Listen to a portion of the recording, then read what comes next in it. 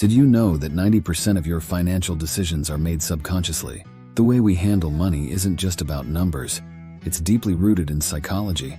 Every day we're playing a mental game with our wallets, often without even realizing it. In this video, we'll dive into the fascinating world of behavioral finance. We'll explore why you might splurge on a new outfit when you're feeling down, or why that sale price seems too good to resist. It's not just about spending less and saving more. It's about understanding the why behind your financial behaviors. Get ready to uncover strategies that can reshape your financial habits for the better. From tackling the fears that keep you from investing to breaking free from the spending patterns holding you back, we're going to equip you with the tools you need to take control. So buckle up. You're about to embark on a journey that will not only challenge how you think about money, but also empower you to make smarter financial decisions. Let's transform your money mindset and unlock the secrets to financial freedom. 1. Unlocking the vault, the psychology of spending. Have you ever wondered why sometimes you can't resist buying something you don't really need? It all starts in the mind. Our spending habits are greatly influenced by emotional triggers, often leading us down a path of impulsive purchases. The key to changing this is awareness. By simply being aware of what emotions are driving your spending, whether it's excitement, stress, or even boredom, you can start to take control. A simple strategy to manage these impulses is the 24-hour rule. If you feel the urge to buy something non-essential, give yourself a full day to think it over. Often the impulse will pass, and you'll save money in the process. It's a straightforward tactic, but surprisingly effective. Studies have shown that delayed gratification can enhance your decision-making skills and boost your overall financial health. 2. Mental accounting. Organize your financial thoughts. Mental accounting is a fascinating concept where we treat money differently based on its source or intended use. For instance, you might be more willing to splurge with a $100 birthday check than with $100 earned from a hard day's work. Recognizing this can help you make more rational financial decisions. To combat the quirks of mental accounting, try to view all money through the same lens, regardless of where it comes from. A practical approach is to use budgeting apps that track all your income and expenses in one place. This gives you a clear picture of your financial landscape, making it easier to allocate funds wisely. Setting specific financial goals can also help. Whether it's saving for a vacation, investing in stocks, or building an emergency fund, having clear targets can motivate you to see past the mental divisions of money and focus on your overall financial health. The sunk cost fallacy. Cut your losses, not your future. The sunk cost fallacy traps us into continuing with a bad investment or purchase just because we've already spent money on it. It's like continuing to eat a bad meal just because you've paid for it. The truth is, what's spent is gone, and clinging to it can cost you even more. One way to overcome this fallacy is to make future-focused decisions. When faced with continuing an investment, ask yourself, would I enter this investment today if I hadn't already invested in it?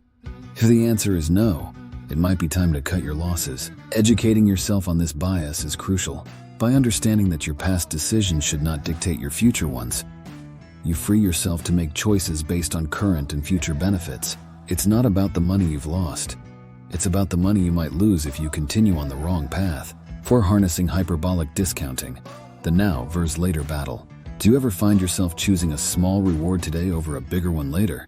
That's hyperbolic discounting at work, a common mental shortcut where we prefer immediate gratification. This often leads to decisions like spending rather than saving, or eating junk food instead of healthy options.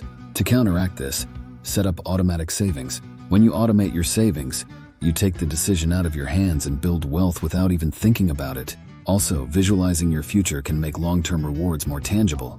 Imagine enjoying a stress-free retirement or owning your home outright. This can make saving feel more immediate and satisfying. Another tip is to create short-term rewards for long-term goals.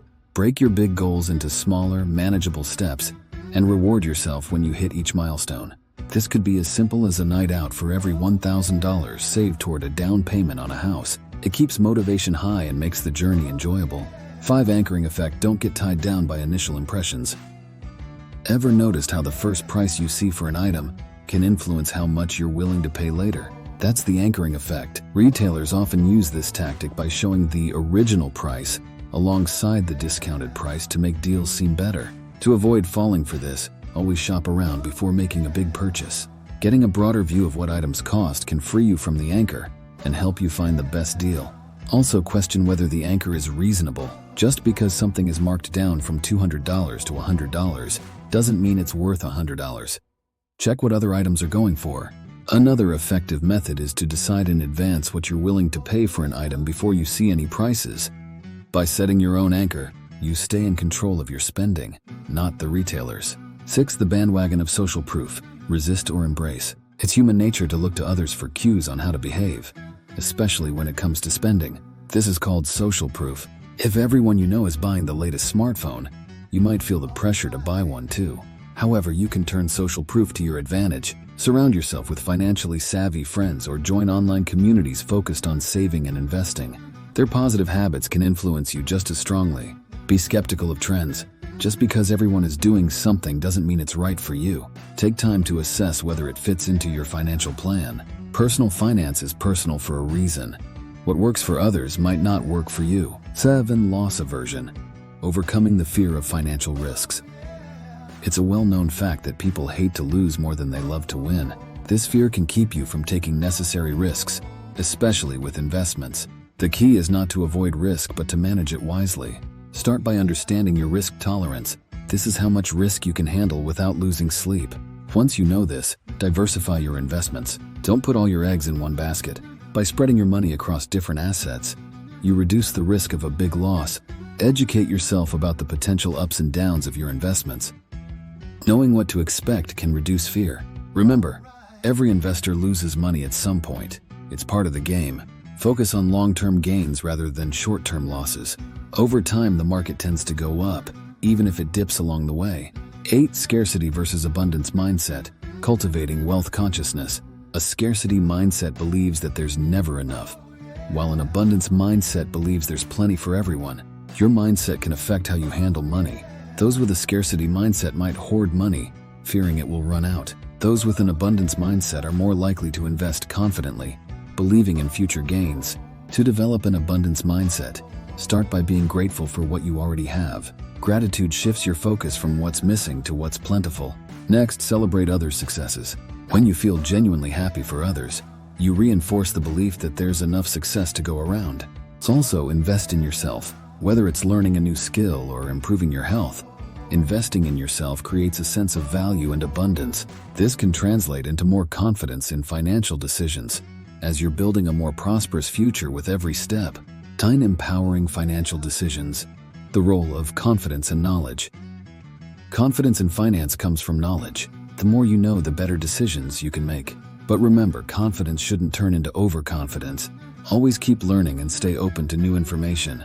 One way to build financial knowledge is to read books, listen to podcasts, and attend workshops on personal finance.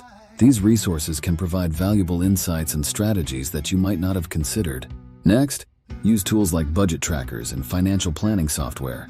These tools can help you understand where your money goes and how to manage it better.